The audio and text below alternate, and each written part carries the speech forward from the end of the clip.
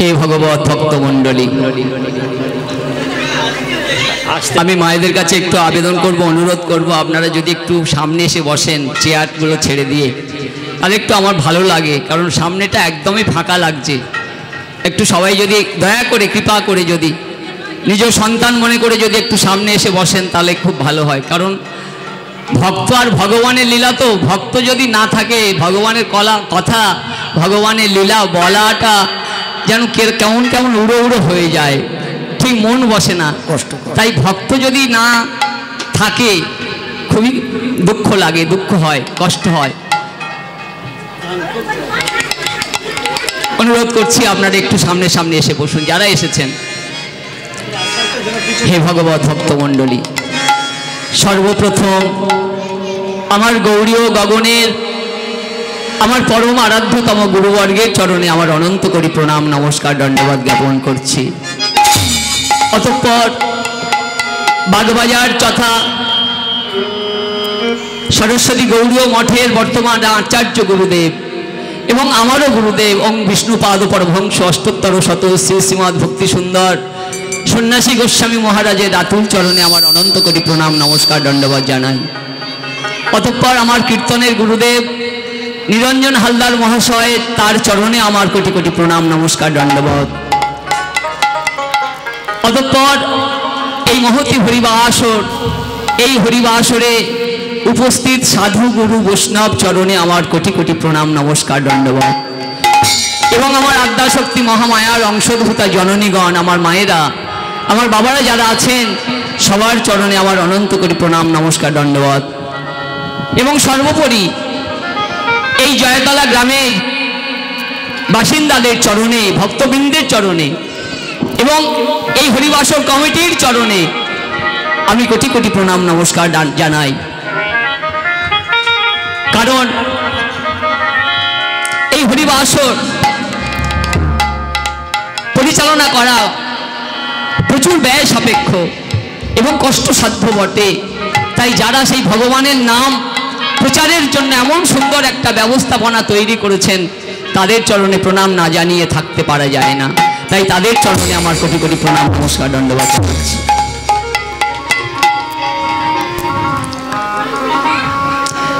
রাধা কৃষ্ণ প্রণয়া বিকৃতি রাধিনী শক্তি রসমা বিকাদমানাং ভূপি ভূমি পুরাদেও হৃদং হৃদতৌ চৈতন্যক্ষং প্রকটমোধুনা তদ্দয়ং চৈকমাপ্তং রাধা ভাব রূপে সুবলিতং নৌমি কৃষ্ণ স্বরূপং নৌমি কৃষ্ণ কৃষ্ণ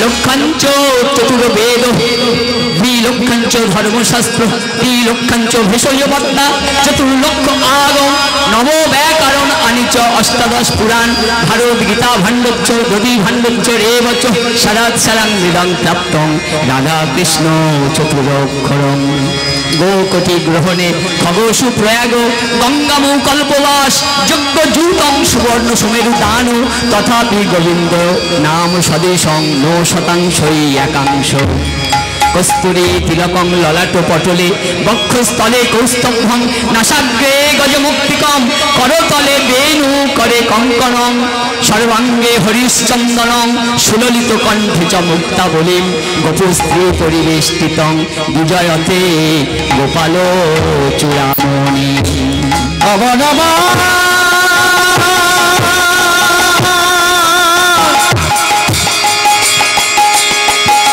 এই কলি জীবের বিস্তার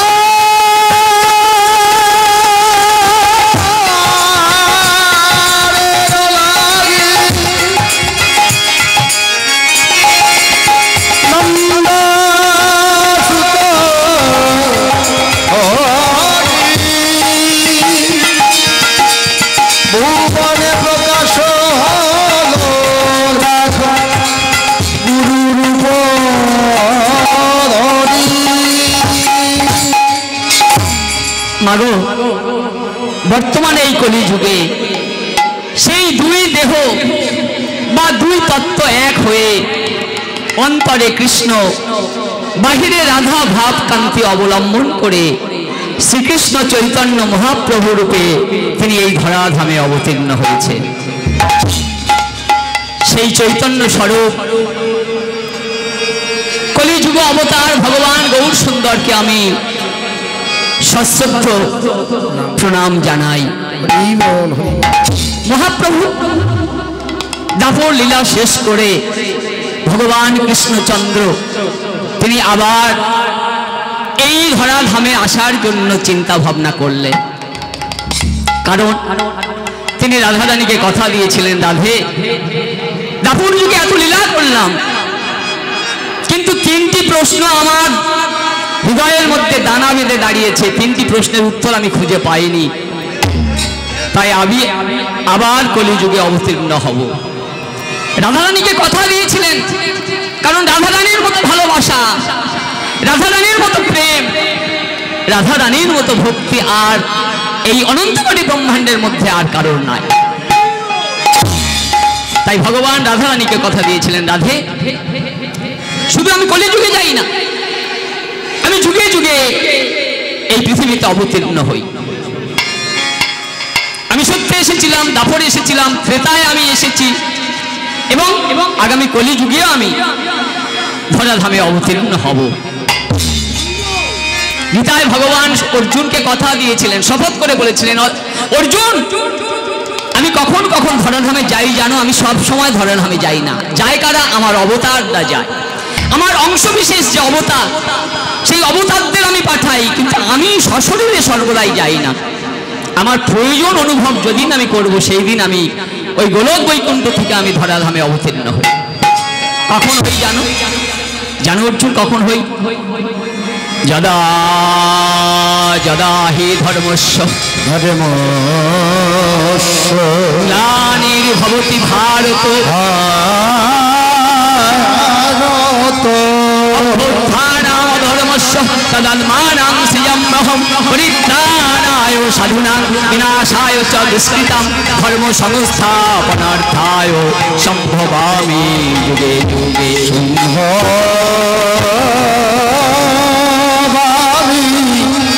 সম্ভবামে যুগে যুগে।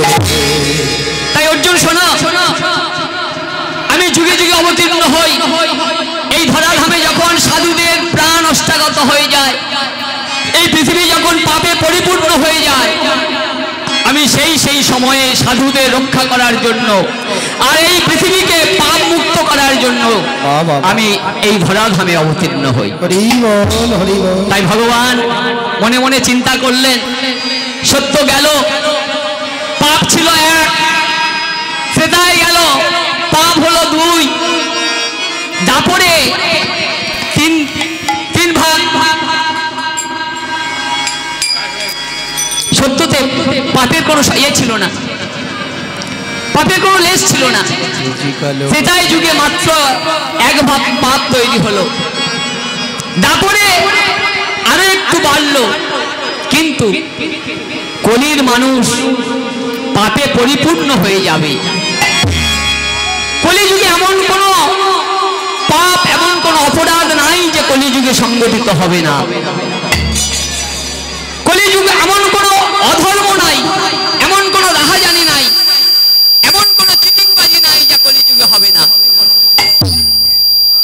তাই হে অর্জুন, আমি আবার কলিযুগে শচী গর্ভ সিন্ধু মাঝে আবার আমি অবতীর্ণ হব। তিনি এসেছিলেন, তিনি এসেছিলেন সেই গোলকের সম্পদ, সেই সুদুর্লভ সম্পদ নিয়ে। তিনি তো আমাদের পরম পিতা, তিনি আমাদের জগৎ পিতা।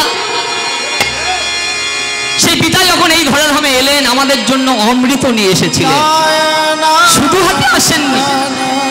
পিতা যেমন কোথাও থেকে আসলে ছেলেদের জন্য নানা রকম মিষ্টান্ন নিয়ে আসে, আমাদের পরম পিতা যখন যুগে যুগে আসে না, তখন এক একটা অমৃত, এক একটা সম্পদ নিয়ে আসেন তার সন্তানদের জন্য।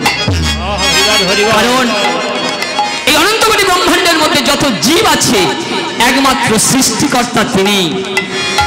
অর্জুনকে একদিন ভগবান বলছেন, গীতায় বলছেন, অর্জুন অর্জুন শোনো, সর্বজনীষু কৌন্তেয় মূর্তয় সম্ভবন্তি যা তাসাং ব্রহ্ম মহাজ্জলির অহং বীজপ্রদ পিতা।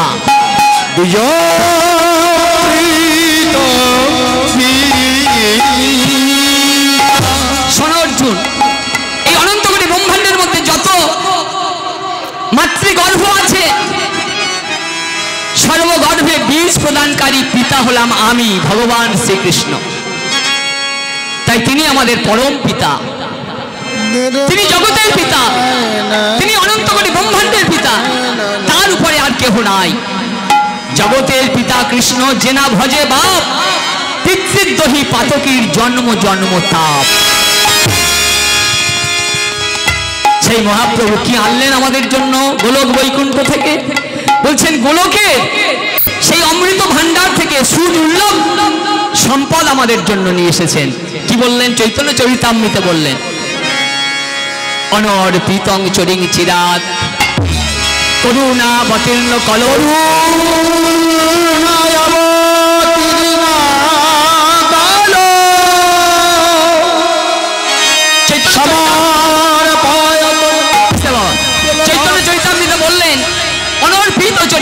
করুণাবতীর্ণ কলৌ সমর্পয়িত উন্নত উজ্জ্বল রসাং স্বভক্তি শ্রিয়ম হরিপুরট সুন্দর দুতি কদম্ব সন্দীপিত সদা হৃদয় কন্দরে স্ফুরত বশচীনন্দন। সেই গোলকের প্রেমধন হরে কৃষ্ণ মহামন্ত্র, যে সম্পদ আর কোনো যুগে কাউকে দেয়া হয়নি, সেই সম্পদ এই কলিহত জীবের জন্য, এই কলির পাপান্ধ কামান্ধ ব্যভিচারে মত্ত জীবেদের উদ্ধারের জন্য ভগবান সেই সম্পদ নিয়ে এসেছিলেন। ভগবান এই ধরাধামে অবতীর্ণ হয়ে, মহাপ্রভু এই ধরাধামে অবতীর্ণ হয়ে আমাদের জন্য, হতভাগ্য জীবেদের জন্য কিছু উপদেশ দিয়েছিলেন। আসতে বাবা, মহাপ্রভু আমাদের জন্য কিছু উপদেশ দিয়ে গেছেন, কি করতে হবে আর কি করতে হবে না, কি করা উচিত না। তাই ভগবান বললেন, আসতে বাবা, ভগবান বললেন কলিযুগের ধর্ম হয় নাম সংকীর্তন, আর কোন ধর্ম, চারি যুগে চারি ধর্ম জীবেরও কারণ। মহাপ্রভু কি উপদেশ দিলেন? কলিযুগের ধর্ম হয় নাম সংকীর্তন, চারি যুগে চারি ধর্ম জীবেরও কারণ। অতএব কলিযুগে নাম যজ্ঞ সার, আর কোন ধর্ম কইলে নাহি হয় পার। কলিযুগে আমরা কত দেবতার পূজা করছি, কত দেবতার পূজা করছি, যার যেমন খুশি তেমন পূজা করছি, কিন্তু মহাপ্রভু কি বললেন? কলিযুগে নাম যজ্ঞ সার, আর কোন ধর্ম কইলে নাহি হয় পার। চারিযুগে কি নাম ছিল? চারিযুগে জীবের জন্য কি নাম এনেছিলেন ভগবান? সত্যে কৃতে ধানেতে বিষ্ণু ত্রেতায় যজতম অক্ষয় দাপরে পরিচর্যায়াং কলিতে সংকীর্তনম। সত্যযুগে এক নাম ছিল, ত্রেতায় আরেক নাম ছিল, দাপরে আরেক নাম ছিল, আর কলিযুগের মানুষের জন্য একেবারে সুলভ কৃষ্ণ নাম। সুলভ, যাগযজ্ঞ কিছু করতে হবে না, কিছুই করতে হবে না, পূজা অর্চনা কিছুই করতে হবে না, কেবল 16 অক্ষর, 16 নাম 32 অক্ষর, 16 শৈতানি নামানি দাত্রিং সদ্বর্ণকানিহি কলৌ যুগে মহামন্ত্র সম্মত জীবতারি। আর কি বললেন মহাপ্রভু? অতএব কলিযুগে নাম যজ্ঞ সার, আর কোন ধর্ম কইলে নাহি হয় পার। অতএব দিন রাত্রি নাম লাও খাইতে শুইতে, তাহার মহিমা বেদে নাহি পারে দিতে। শুনো মিশ্র, কলিযুগে নাই তব যজ্ঞ, যেই জন কৃষ্ণ ভজে তার মহাভাগ্য। অতএব গৃহে তুমি কৃষ্ণ ভজ গিয়া, কুটি নাটি পরিহরি একান্ত হইয়া। সাধ্য সাধন তত্ত্ব যা কিছু সকল, হরিনাম সংকীর্তনে মিলিবে সকল। হরে কৃষ্ণ কৃষ্ণ কৃষ্ণ কৃষ্ণ হরে হরে, হরে রাম রাম রাম হরে হরে। একটু দাঁড়াও, ফটোটা দিন। কৃষ্ণ নামে বলো ভাই, সবাই মিলে এই জন্মে বৃথা যায়, এই জন্ম দুদিনকার। কৃষ্ণ নামে বলো ভাই, বৃথা যায়, এই জীবন দুদিনকার।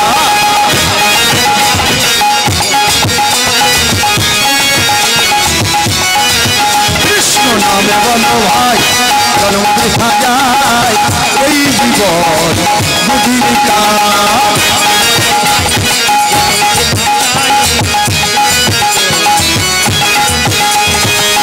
এই জীবন কাগজ का टुकड़ा, এই জীবন কাগজ का टुकड़ा, এই জীবন কাগজ का टुकड़ा। হাওয়া উড়ে যায়, জলে ভেসে যায়, এই জীবন দুদিনকার।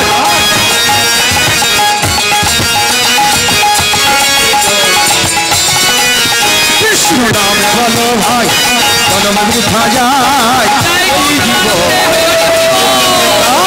নামে বলো ভাই, জন্ম বৃথা যায়, এই জীবন দুদিনকার, এই জীবন দুদিনকার, এই জীবন দুদিনকার। ওমা জীবন দুদিনে। একটু তত্ত্ব কথার মধ্যে যাই, তারপরে আমি বিষয়ে ঢুকবো বাবা, নাকি বিষয়ের মধ্যে যাব? বলো। একটু ভাগবতের কথা বলবো। ভাগবত রচনা করেছেন কে বাবা? ভাগবত গীতা নয়, কিন্তু শ্রীমদ্ ভাগবতম, যেটা ভগবানের লীলা সমন্বিত। দ্বৈপায়ন বেদব্যাস ব্যাসদেব লিখেছেন। এই ব্যাসদেব হলেন ভগবানের শাক্ত অবতার। এই ভাগবত যিনি লিখেছেন স্বয়ং ভগবান, ভগবানের অংশ অবতার হলেন ব্যাসদেব। পরাশর মুনির ঔরসে মৎস্য গন্ধার গর্ভে যিনি জন্মেছিলেন, সেই দ্বৈপায়ন বেদব্যাস ব্যাসদেব এই ভাগবত রচনা করেছেন। এই ভাগবত আমরা কি মনে করি বাবা? এই শ্রীমদ্ ভাগবতম মনে হয় কোনি মুনি, কোন ঋষি, কিংবা কোন দেবদেবী, কিংবা কোন ব্রাহ্মণ, কোন পণ্ডিত, এই টপ এরাই হয়তো ভাগবত লিখেছেন। কিন্তু ভাগবত বলছে কি, ভগবান বলছেন কি, ধর্মন্তু সাক্ষাৎ ভগবত প্রণীতম। ধর্মন্তু সাক্ষাৎ ভগবত প্রণীতম। এই ভাগবত রচনা করেছেন স্বয়ং ভগবান শ্রীকৃষ্ণ, তার অবতার ব্যাসদেব। তাহলে এই ভাগবত আর কেউ রচনা করেননি। আর কি বললেন? ন বই বিদুর ঋষয় না পি দেবা। এটা কোনো ঋষি তৈরি করেননি, কোনো ঋষি লেখেননি।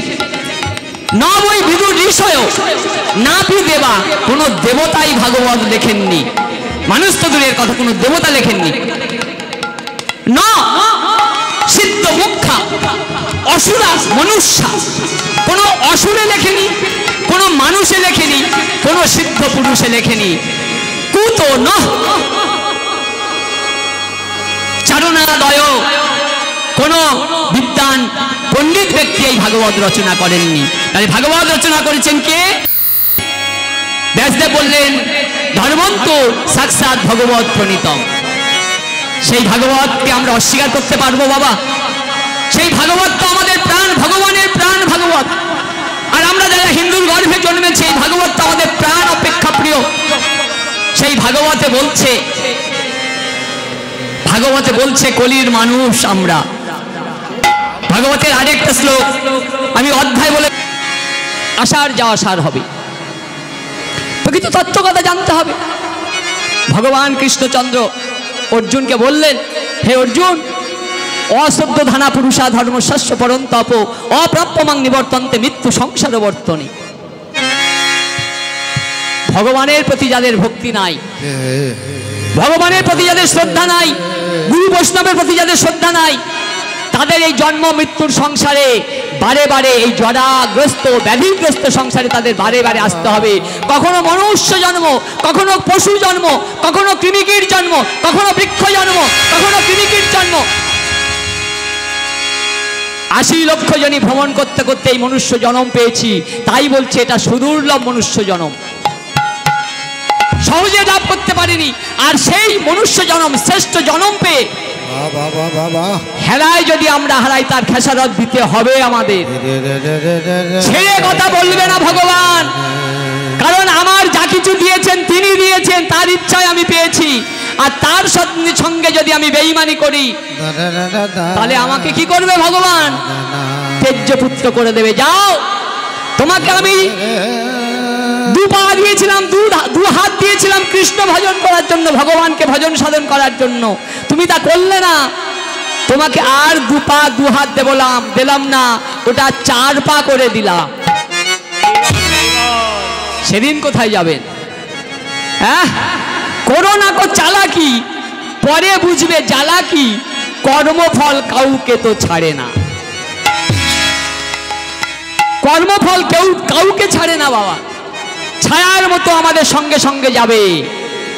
ছায়া যেমন আমাদের মানুষের দেহ, সেই দেহের সঙ্গে যেমন ছায়া আমাদের সঙ্গে সঙ্গে সর্বদাই থাকে, ছায়া আমাদের কোনোদিন ছাড়ে না, তদ্রূপ আমার ইহ জন্মের সমস্ত কর্মফল পর জন্মে আমাকে তার খেসারত দিতে হবে।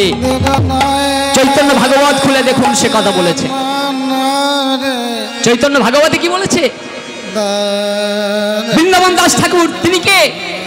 এই বৃন্দাবন দাস ঠাকুর যিনি চৈতন্য ভাগবত লিখেছেন, যিনি ভগবান শ্রীকৃষ্ণ চৈতন্যের সমন্বিত গ্রন্থ যিনি লিখেছেন, এই বৃন্দাবন দাস ঠাকুর হলেন স্বয়ং ব্যাসদেব। তিনি আবার এসেছেন বৃন্দাবন দাস ঠাকুর রূপে, নারায়ণীর গর্ভে। সেই বৃন্দাবন দাস ঠাকুর চৈতন্য ভাগবতে লিখেছেন, অনাসেন মরণ। ভালো করে শুনবেন মা, এদিকে কান রাখুন। এই কথাগুলো যদি না শোনেন, ওই লীলা কীর্তন শুনে, নাচ গান শুনে কোনো লাভ হবে না। ও তো সারা জীবন শুনছি, কি লাভ হচ্ছে? সারা জীবন শুনছি আমরা, যখন থেকে জন্মেছি তখন থেকে নাচ গান শুনছি, কীর্তনের লীলা কীর্তন শুনছি, কি লাভ হলো? বৃন্দাবন দাস ঠাকুর লিখেছেন, অনাসেন মরণ বিনা দৈনেন জীবনং অনারাধিত গোবিন্দ চরণস্য কথং ভবেৎ। হায় হায় রে, এত বড় কথা বৃন্দাবন দাস ঠাকুর লিখলেন চৈতন্য ভাগবতে। অনাসেন মরণং, অনাসে মানে কি? সহজে। বলছে অনাসে এই জীবের মৃত্যু হবে না, কলির জীবের মৃত্যু হবে না। হচ্ছে আমাদের অনাসে মৃত্যু হচ্ছে। কত রোগ, কত শোক, কত জরা, যত ব্যাধি, টানতে পারছি না, মানে জীবনটা হিমশিম খেয়ে যাচ্ছে রোগের সঙ্গে লড়াই করতে করতে। বৃন্দাবন দাস ঠাকুর লিখলেন, অনাসেন মরণ। তোমাদের অনাসে মরণ হবে না, সহজে মরণ হবে না। হে জীব, হে মানুষ, শুনে রাখো, বিনা দৈনন জীবনং, বিনা দারিদ্র্যে তোমাদের সংসার অতিবাহিত হবে না। দারিদ্র দারিদ্র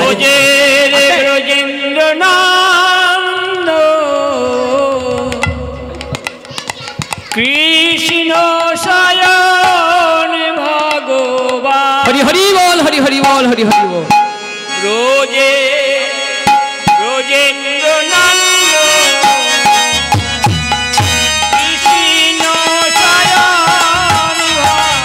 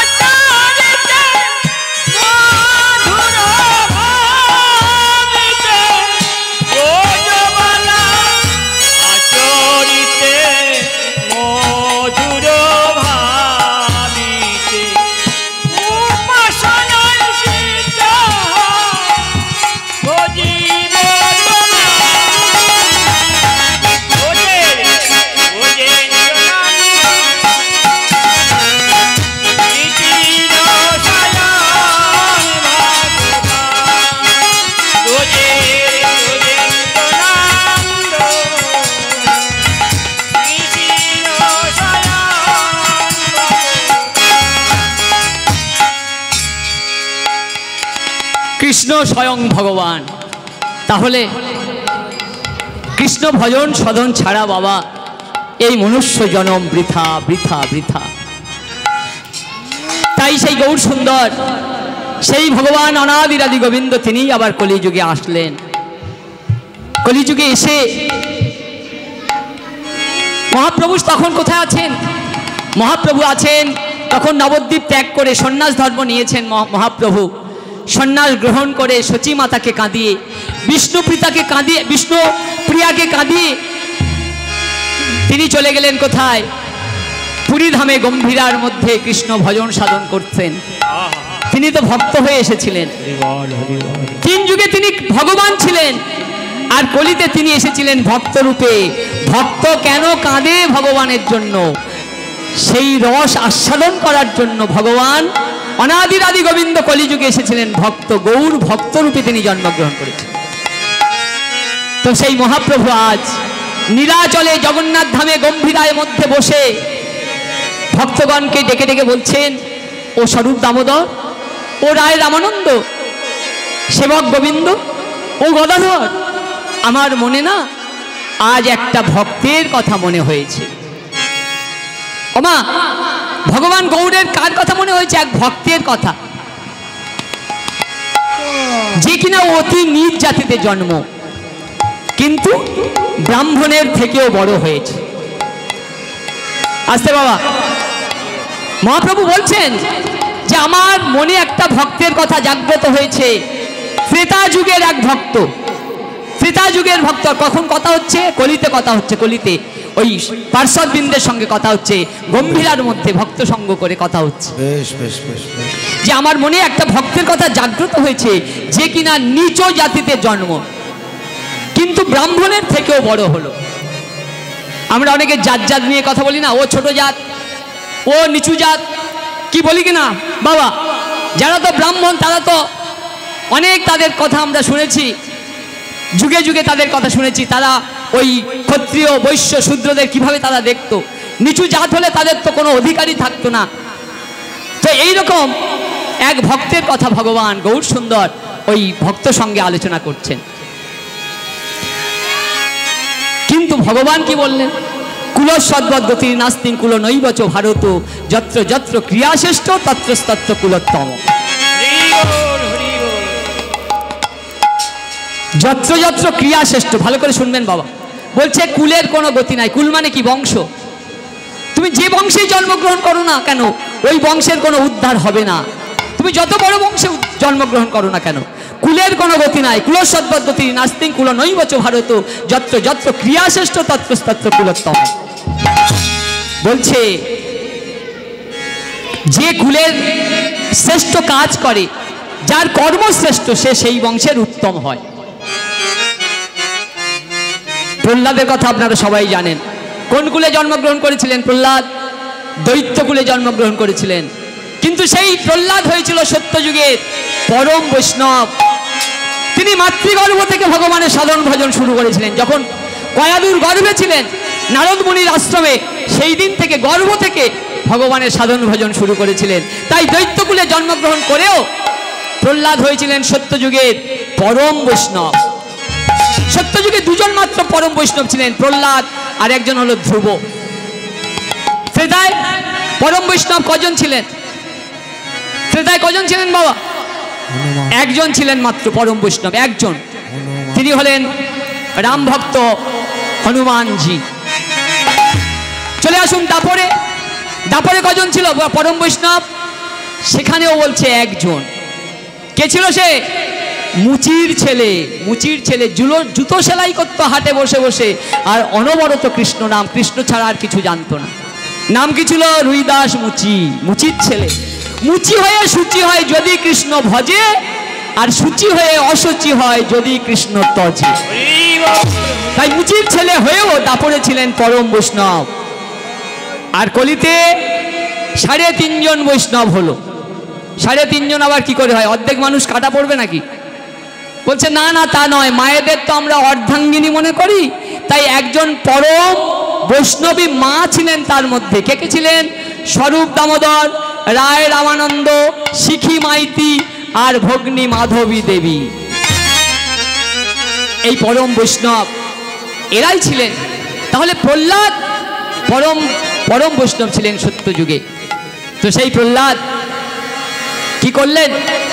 ভগবান তার জন্য তার পিতা হিরণ্যকশিপুকে বধ করার জন্য, ধর্ম সংস্থাপনার্থের জন্য তিনি নরসিংহ রূপ ধারণ করে প্রহ্লাদকে রক্ষা করেছিলেন আর হিরণ্যকশিপুকে বধ করেছিলেন ধর্ম সংস্থাপনার্থেও।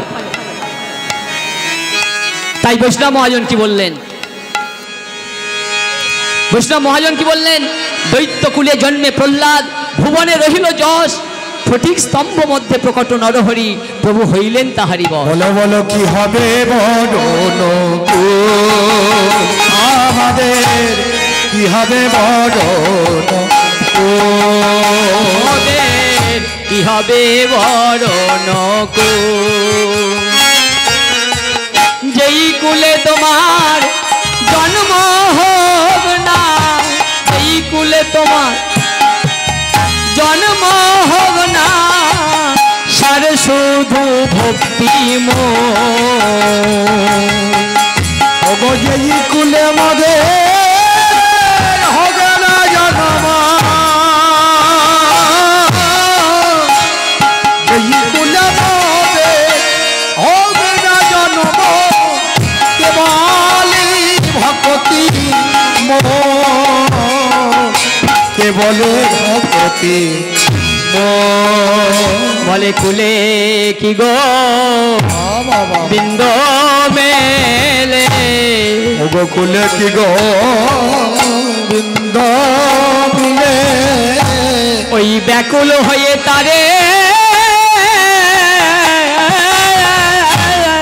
তা গেলে পারে কুলে কুলেতে গো যে যার আকুল হয়ে না তা গেলে পরে আপনে গোবিন্দ হরি হরি হরি হরি বল, হরি হরি বল, হরি হরি বল, হরি হরি বল, হরি হরি বল। গোবিন্দ দেখা বলে বলো কুলে কি গো বৃন্দ মিলে। ওমা, তাহলে যুগে যুগে যত জাতের বিচার হয়ে এসেছে, কিন্তু ভগবানের যারা পরম ভক্ত সেই হলো জাতির শ্রেষ্ঠ প্রহ্লাদ, তার জ্বলন্ত দৃষ্টান্ত। ভগবান জাতকুল মানে না, জাতকুল দেখে না। চণ্ডাল চণ্ডাল নহে যদি কৃষ্ণ ভজে, ব্রাহ্মণ ব্রাহ্মণ নয় যদি অসৎ পথে চলে। ভগবানের যারা পরম ভক্ত সেই হলো জাতির শ্রেষ্ঠ। তো আজ মহাপ্রভু গম্ভীরার মধ্যে বসে গদাধরকে ডেকে বলছেন, ও গদাধর শোনো শোনো শোনো শোনো গদাধর শোনো। বলে গম্ভীরা মাঝারে গদাধরের ধরে বলিছেন ও মহাপ্রভু, আমার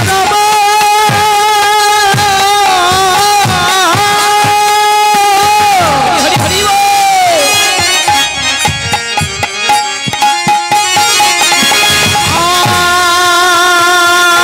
আমার মহাপ্রভু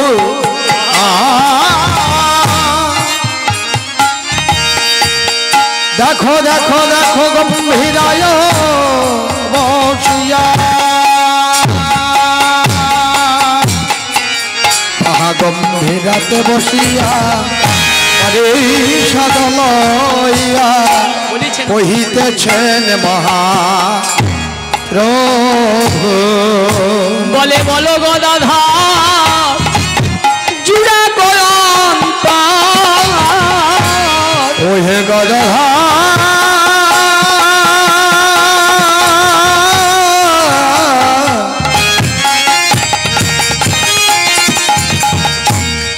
ওহে গদাধর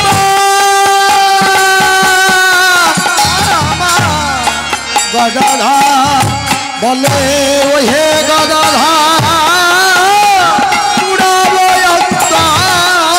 ভক্ত কথা সুধা সিন্ধু,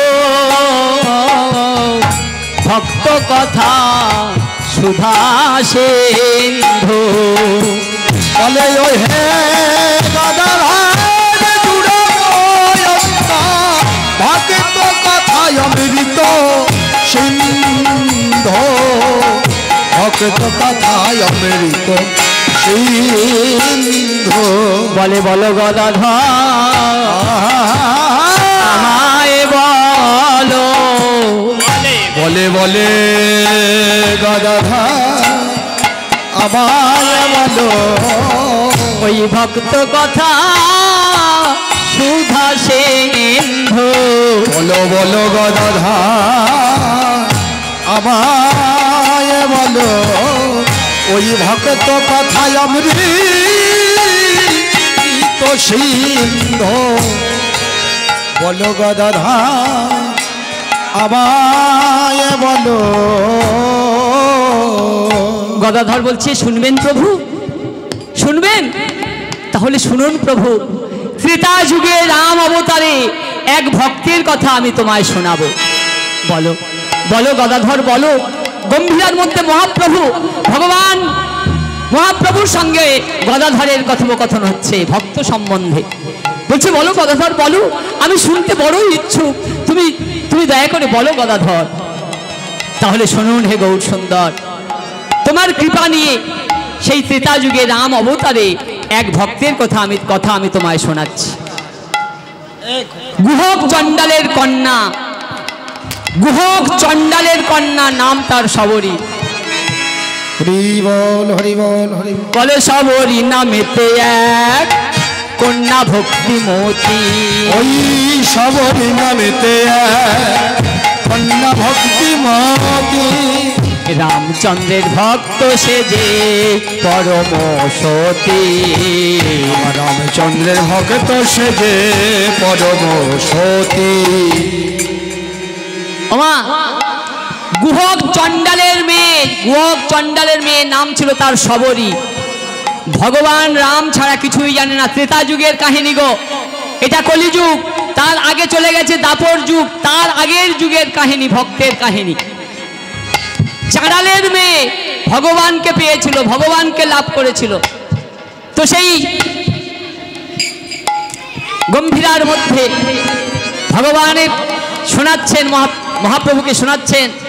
তো বলছে গুহক চণ্ডালের কন্যা শবরী রাম ছাড়া কিছুই জানে না, ভগবান রাম ত্রেতা যুগে। বাবা কি গাইছেন? সর্বদাই রামের গুণকীর্তন করছেন।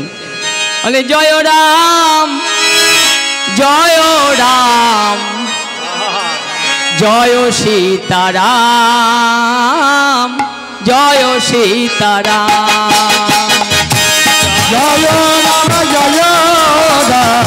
হরি বল হরি হরি বল হরি বল। সবাই গান, সবাই সবাই বলো জয় সীতারাম জয় সীতারাম জয় সীতারাম।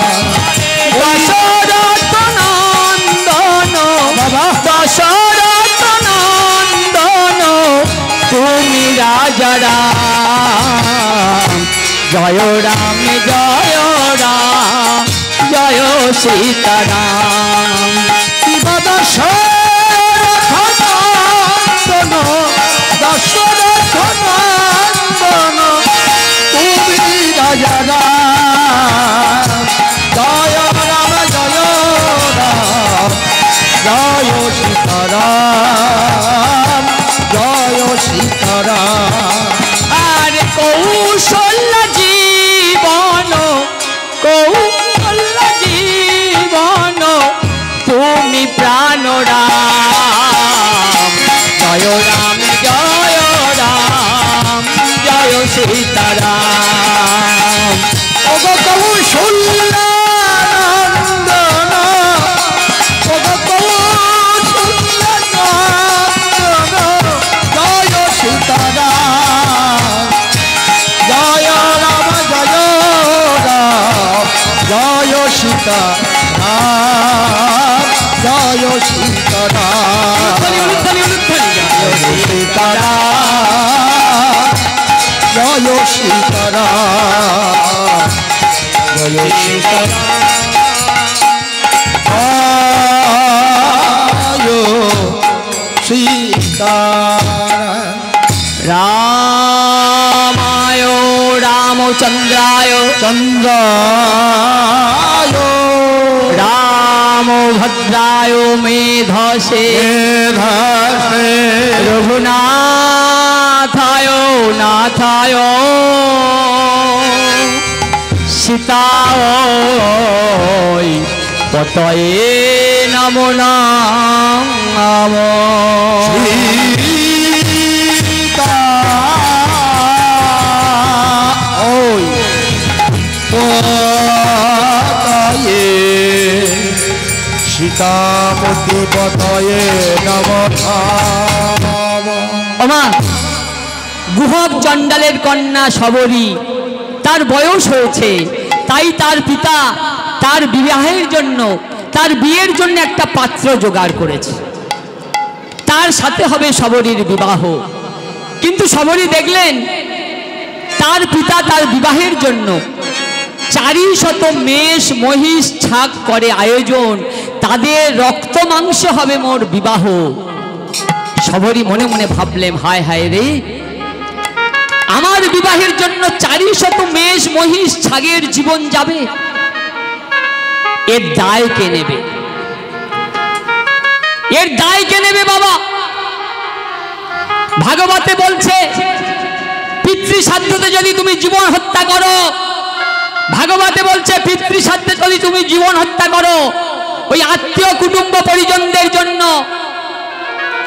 ওই আত্মা অনন্তকাল নরকে প্রস্রাব পায়খানা ভক্ষণ করে করে তার জীবন শেষ হবে, ভাগবত বলছে। কিন্তু আমরা কি করি?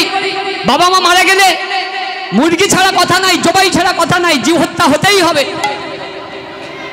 ভাগবত কি বলছে? যদি ওই আত্মার জন্য ওই যে কাক বলি দেওয়া হয় না, এত জীব হত্যা হয়, বলছে ওই আত্মার আর কোনো উদ্ধার হলো না, অনন্তকাল নরকে, ওই নরকে প্রস্তাব পায়খানা খেয়ে খেয়ে ওর জীবন শেষ হয়ে যাবে, ও আর কোনোদিন মনুষ্য জন্ম পাবে না। অথচ আমরা ব্রাহ্মণের কথা শুনে হোক আর নিজের সমাজের কথা শুনে হোক 100 মুরগি জবাই করে দিলাম, কেটে দিলাম, দায় কে নেবে? চণ্ডীতে দেখেননি সুরজ রাজার কাহিনী? চণ্ডীতে আছে দেবী চণ্ডী। সুরজ রাজা 1 লক্ষ ছাগ বলি দিয়েছিল একটা রাজ্য জয় করার জন্য। মাকে সন্তুষ্ট করতে হবে, মহামায়াকে, আর মহামায়া যদি সন্তুষ্ট হয় আমার রাজ্য জয় হবে। তো সেই সুরজ রাজা করেছিল কি?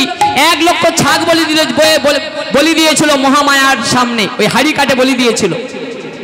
এইবার সুরজ রাজা যখন মারা গেল, সুরজ রাজার আত্মা যাচ্ছে কৈলাসের পথ ধরে, কারণ আমার মৃত্যু হবে, সবার মৃত্যু হবে, কিন্তু আমার আত্মার মৃত্যু হবে না। ভালো করে শুনে রাখুন, যে চিৎ শক্তি আমাকে বাঁচিয়ে রেখেছে, ভগবানের চিৎ কণা, ভগবান বিভু চৈতন্য, আর আমরা হলাম তার অনু চৈতন্য আত্মা। এই আত্মার কখনো মৃত্যু হয় না। এই আত্মা এক দেহ থেকে আরেক দেহে চলে যায়, এক দেহ থেকে আরেক দেহে স্থানান্তরিত হয়। গীতায় ভগবান সে কথা বলেছেন, আত্মার মৃত্যু হয়। বাবা কি হ্যাঁ কি না? আপনারা অনেকদিন ধরে শুনছেন আত্মার মৃত্যু আছে। আমার দেহটা, এই জড় দেহটার মৃত্যু হবে। 2টো দেহ আছে আমাদের, আস্তে, 2টো দেহ আছে আমাদের, ভালো করে শুনবেন। একটা স্থূল দেহ, এই পঞ্চভূতের দেহ, ক্ষিতীয় তেজ মরুদ্যম, আর আরেকটা আছে সূক্ষ্ম দেহ, মন বুদ্ধি চিত্ত অহংকার, সেটা সূক্ষ্ম দেহ বলে। এই জড় দেহটার মৃত্যু হবে, এটা শ্মশানে নিয়ে যাওয়া হবে। কিন্তু আমার মধ্যে যে আরেকটা আত্মা আছে, যমরাজের কাঠগড়ায় আমার বিচার হবে। করোনা কো চালাকি, পরে বুঝবে জ্বালাকি, কর্মফল কাউকে ছাড়বে না। কর্মফল কাউকে ছাড়বে না বাবা। তুমি যে অপরাধ করছো তোমার সন্তানের জন্য, তোমার সংসারের জন্য, সারাদিন গাধার মতো খাচ্ছি, কত অপরাধ করছি ভগবানের চরণে, তার ঠিক নাই। দায় কে নেবে? কেউ দায় নেবে না। মৃত্যুর পরে আমাকেই জবাবদিহি করতে হবে। আমি সংসারের জন্য যাই করি না কেন, চুরি ডাকাতি ছিনতাই মিথ্যা কথা বলা রাহাজানি করা, তার দায় আমার ছেলে নেবে না, আমার স্ত্রী নেবে না, আমার কেউ নেবে না। শেষের দিনে আমাকেই কাঠগড়ায় দাঁড়াতে হবে। ভেবে চিনতে চলতে হবে আমাদের, অত সহজ ব্যাপার নয়। তার প্রমাণকে রত্নাকর দস্যু। আপনারা জানেন এসব কাহিনী, আমি আর ওদিকে যাচ্ছি না। রত্নাকর দস্যু তার প্রমাণ ছিল। শেষমেশ যখন শুনলো রত্নাকর কেউ আমার দায় নেবেন, আমি এত মানুষ খুন করলাম, যে সংসারের জন্য যে স্ত্রীকে ভাত খাওয়াবার জন্য, বাবা মাকে খাওয়ার জন্য, যখন শুনলো রত্নাকর যে তার দায় কেউ নেবে না, সমস্ত দায় রত্নাকরকে বহন করতে হবে, ছুটতে ছুটতে এসেছে ভগবান রূপী ওই ব্রাহ্মণের চরণে এসে পড়েছেন। ভগবান কি করব, কেউ তো দায় নিচ্ছে না। হে রত্নাকর, যদি তুমি বাঁচতে চাও একটা পথ আছে, তুমি রাম নাম জপ করো। প্রভু, রাম নাম যে আমার জিহ্বায় আসছে না, তাহলে তুমি এক কাজ করো, মরা মরা করো, মরা মরা মরা মরা বলতে বলতে দেখবে একবার ওই রাম এসে যাবে। কেউ নিয়েছিল দায়, কেউ দায় নেবে না, তাহলে আমার দায় আমাকেই নিতে হবে। তো সেই গুহক চণ্ডালের কন্যা হয়েও কি হলো, মনে মনে ভাবলেন, হায় হায়, আমার বিয়ের জন্য আমার বাবা চণ্ডাল, গুহক চণ্ডাল 400 মেষ মহিষ ছাগ, তাদের কিনা কচু কাটা করবে, তাদের রক্ত মাংসে আমার বিবাহ হবে। এই বিবাহে আমার কাজ নাই, এর দায় কে নেবে? দায় তো সব আমার উপরে আসবে, বিয়ে আমি করবো না। তাই সবরী করলেন কি, একদিন ওই চাঁড়ালের মেয়েটা করলেন কি, একদিন পিতার গৃহ পরিত্যাগ করে গভীর রজনীতে চলে গেলেন পঞ্চবটী বনে। পিতার গৃহ পরিত্যাগ করলেন, যেখানে থাকলে আমাকে বিয়ে করতে হবে, আর ওই 400 প্রাণীর জীবন যাবে, এই গৃহেতে আমার থাকা চলবে না। রাতের অন্ধকারে পালিয়ে গেলেন, পঞ্চবটী বনে গিয়ে আশ্রয় নিলেন। আহা হরি বল। আশ্রয় নিয়ে মনে মনে ভাবছেন, আমি তো পঞ্চবটী বনে এলাম, কিন্তু এই পঞ্চবটী বনে এসে আমার কর্তব্য কি হবে, আমার বেঁচে থাকার ফল বাকি। আমি তো ব্রাত্য, আমি তো অন্তজ বংশোদ্ভূত, অস্পৃশ্য অসুচি বলে সবাই আমাকে ঘৃণা করবে, কারণ আমি চাঁড়ালের মেয়ে, নিচু জাতের আমার জন্ম হয়েছে। একটা কাজ করি, মনে মনে চিন্তা করছেন সবরই, একটা কাজ করি, রাতের অন্ধকারে এই পঞ্চবটী বনে যে সমস্ত মুনি ঋষিরা আছে, আমি রাতের অন্ধকারে তাদের সেবা করব, যাতে মুনি ঋষিদের কৃপা পায়। এই বলে সবরই কি করছেন, বলে নদী যাইবার পথ সব বহরি করয়, নদী যাইবার পথ বহর কইল, নদী যাইবার পথ সব বহরি করয়, নদী যাইবার পথ সব গহন করিল, আর কাঁটা কাকর আদি সব দূরেতে গড়ায়, কাটা গাদি পাথর সব দূরে গেল। যে পথে ওই পঞ্চবটী বনের ঋষিরা যে পথে গোদাবরী নদীতে স্নান করতে যায়, সবরই কি করে, সেই পথের কাঁটা কাকড় সব বেছে বেছে দূরে ফেলে দেয়, যাতে ঋষিদের কোনো আঘাত না লাগে পায়ে। আর কি করেন, ওই গোদাবরীর রাস্তা সব পরিষ্কার করে দেয়, ঝাঁটা দিয়ে ঝাড় দিয়ে দেয়। এইভাবে ঋষিদের সেবা করছে রাতের অন্ধকারে। আর কি করছেন, বলে নিশাকালে শুষ্ক কাষ্ঠ বোঝা বান্ধি আনে, আমার সমাধি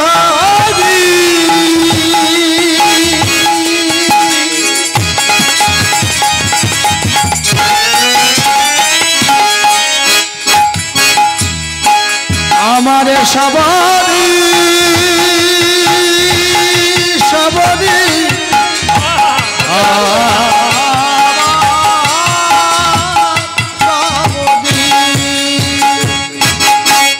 নিশাকালে শুষ্ক কাষ্ঠ বোঝা বান্ধিয়া আনে, ঋষিদের দ্বারে রাখে সে যে সঙ্গপনে, ওই ঋষিদের আশ্রমে আজি রাখে সঙ্গপনে, কেউ যেন জানে না রে,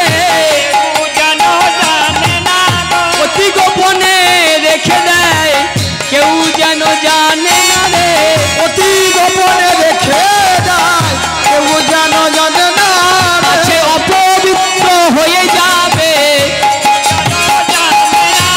সে অপবিত্র হয়ে ওই চণ্ডালেরই পরশে এই চণ্ডালেরই পরশে আসবে, তাই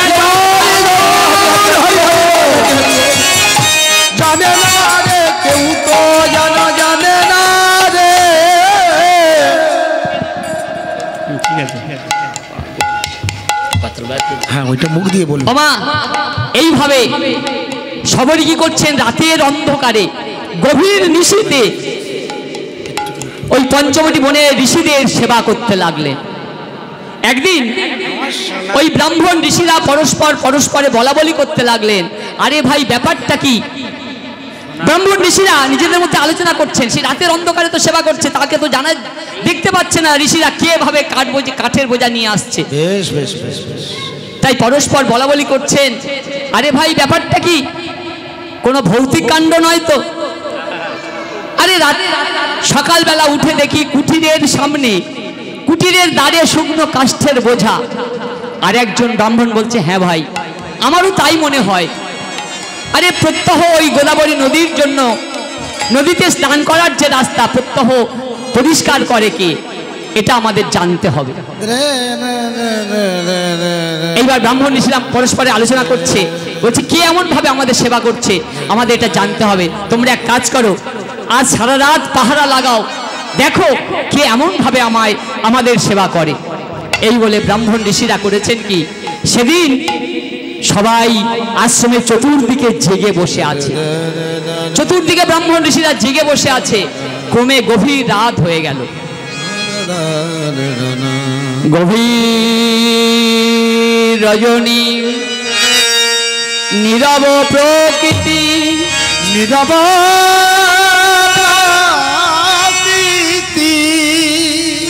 পত্র বিকম্পন, শক্তি শূন্য প্রভঞ্জন, পশু পদ বিদলিত শুষ্ক পত্র মরমরিয়া, নাহি করে নীরবতা নাশ, নাহি